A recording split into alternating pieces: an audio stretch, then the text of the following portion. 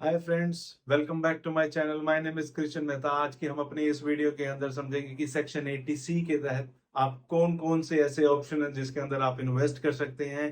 तो चलिए शुरू करते हैं। बट हाँ, उससे पहले अगर अभी तक किसी ने मेरे चैनल को सब्सक्राइब नहीं किया और अगर मेरे इंस्टाग्राम पेज को फॉलो नहीं किया है तो प्लीज फॉलो करें मेरे इंस्टाग्राम पेज को और सब्सक्राइब करें मेरे यूट्यूब अकाउंट को। तो शुरू करते हैं। सेक्शन 80C किसके ऊपर एप्लीकेबल होता है, कौन होता है एलिजिबल एसएससी जो कोई क्लेम कर सकते हैं डिडक्शन को, और आप कौन कौन से ऐसे ऑप्शन हैं जिसके अंदर आप इन्वेस्ट कर सकते हैं और अपनी टैक्स लायबिलिटी को कम कर सकते हैं। पहले बात करूंगा मैं एलिजिबल एसएससी की। एलिजिबल एसएससी कौन कौन होते हैं? एलिजिबल एसएससी जो कि डिडक्शन क्लेम कर सकते हैं अंडर सेक्शन 80C के अंदर, वो होते हैं इंडिविजुअल और एचयूएफ होते हैं। और वो ऐसे कौन से ऑप्शन हैं जिसके अंदर वो इन्वेस्ट करके अपनी डिडक्शन क्लेम कर सकते हैं?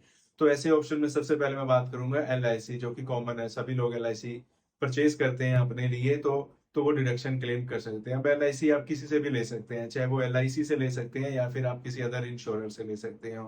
सेकंड नंबर पर मैं बात करूंगा, अगर आपका कोई प्रोविडेंट फंड के अंदर अमाउंट डिपॉजिट हो रहा है, चाहे वो प्रोविडेंट फंड कोई भी हो सकता है, रिकॉग्नाइज प्रोविडेंट फंड भी हो सकता है या फिर स्टेचुटरी प्रोविडेंट फंड भी हो सकता है। और इसके साथ साथ अगर आपने public provident fund account open करवाया हुआ है, देन उसके अंदर अगर आप अमाउंट डिपॉजिट करवा रहे हैं, then also you can claim deduction under section 80C। और इसके अलावा अगर कोई सुपर एन्युएशन फंड है जिसमें अमाउंट डिपॉजिट करवा रहे हैं, अगर आप अपने बच्चों की ट्यूशन फीस की पेमेंट कर रहे हैं, तब भी आप डिडक्शन क्लेम कर सकते हैं। जब मैं बात करता हूँ ट्यूशन फीस की, तो ट्यूशन फीस के अंदर सिर्फ ट्यूशन फीस ही कवर होता है और यहाँ पे दो बच्चों की आप पेमेंट जो है वो क्लेम कर सकते हैं। आप ट्यूशन फीस किसको पेमेंट करेंगे तभी मिलेगी। तो ट्यूशन फीस अगर आप किसी स्कूल को पेमेंट कर रहे हैं, यूनिवर्सिटी को, कॉलेज को या फिर अदर एजुकेशन इंस्टीट्यूशन को अगर आप पेमेंट कर रहे हैं, then also you can claim deduction under this section.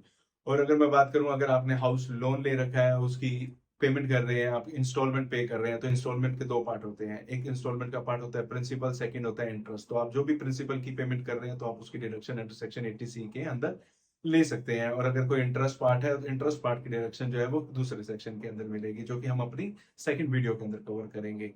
तो इसके अलावा और होता है सुकन्या समृद्धि स्कीम। इसमें क्या होता है कि अगर आप किसी गर्ल चाइल्ड डिपॉजिट करवा रहे हैं, then also in that case you can claim deduction. और हाँ, अगर आप किसी गर्ल चाइल्ड के लीगल गार्जियन हैं और उस केस में भी आप अमाउंट डिपॉजिट करवा रहे हैं उस गर्ल चाइल्ड के लिए, तब भी आप डिडक्शन क्लेम कर सकते हैं।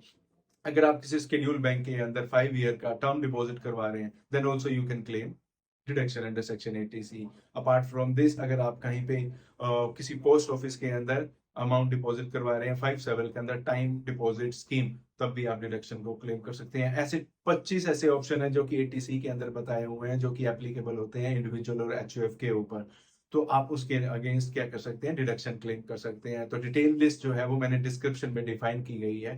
ये वीडियो पसंद आई है तो प्लीज लाइक करो, सब्सक्राइब करो मेरे यूट्यूब अकाउंट को और फॉलो करो मेरे इंस्टाग्राम।